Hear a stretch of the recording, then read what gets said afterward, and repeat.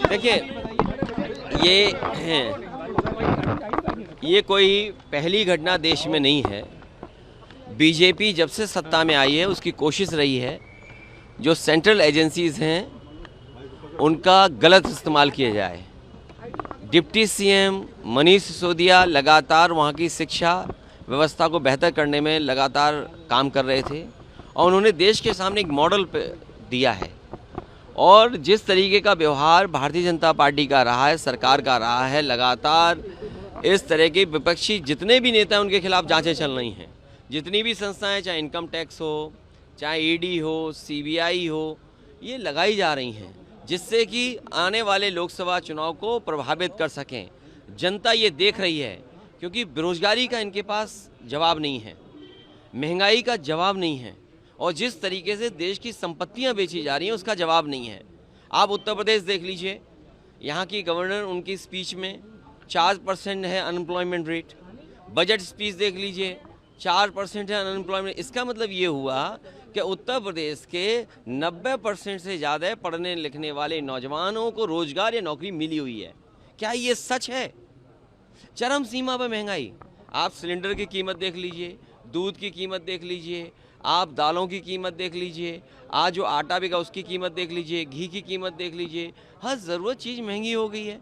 तो इसका जवाब जब भारतीय जनता पार्टी के पास नहीं है और जिसको भारतीय जनता पार्टी ने बनाया, दुनिया में पहचान दिलाने के लिए नंबर 2 तक पहुंच गए, आज 20 लाख करोड़ के घाटे में चला गया हो इंसान, इसका क्या जवाब है? अगर 20 लाख करोड़ की वैल्यूएशन गई है तो LIC जैसी संस्था का पैसा डूब गया, आपके स्टेट बैंक ऑफ इंडिया का पैसा डूब गया। अरे हमारे मुख्यमंत्री कितने अच्छे थे, सोचिए।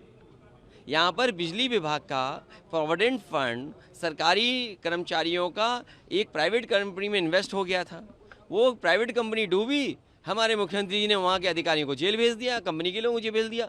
कम से कम दिल्ली की सरकार को हमारे मुख्यमंत्री जी का काम करने का तरीका सीखना चाहिए। अगर LIC और SBI ने पैसा किसी प्राइवेट कंपनी में लगाया है तो उनके खिलाफ अधिकारियों की जांच करना चाहिए, उन्हें जेल भेज देना चाहिए। जेल वो नहीं जा रहे हैं, जेल वो जा रहे हैं जो सुधार कर रहे हैं। और फिर बीजेपी को ये बताना चाहिए कि मित्र की पहचान बुरे दिन में ही होती है। मित्र के साथ वो खड़े हैं कि नहीं खड़े हैं।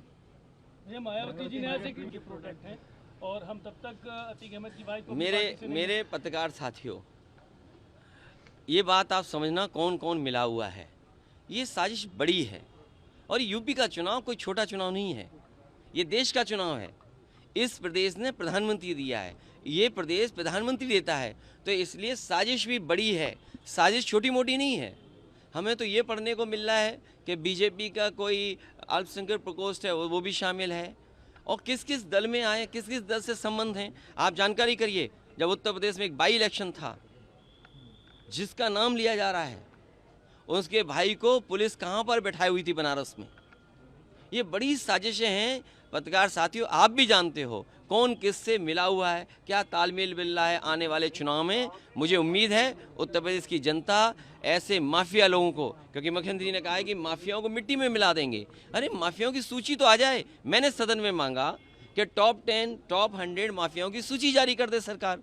सरकार पीछे क्यों हट रही है? सरकार सूची जारी करे 100 माफियाओं की या 10 माफियाओं की। टॉप 10 माफिया, टॉप 100 माफियाओं की सूची जारी भारतीय जनता पार्टी को करना चाहिए। सुरक्षा मांगने के लिए सरकार से सुरक्षा देनी चाहिए सरकार को। और अगर कोई गनर लेकर के किसी की जान चली जाए तो सोचो कितनी बड़ी सुरक्षा और चाहिए होगी। गनर हो किसी के पास, 2-2 गनर हो, उसके बाद जान चली जाए, अधिवक्ता हो, तो सोचिए सुरक्षा की कितनी ज़रूरत है। इसलिए सुरक्षा की ज़रूरत है, जिन जिन व्यक्तियों को भी उन्हें सुरक्षा मिलनी चाहिए।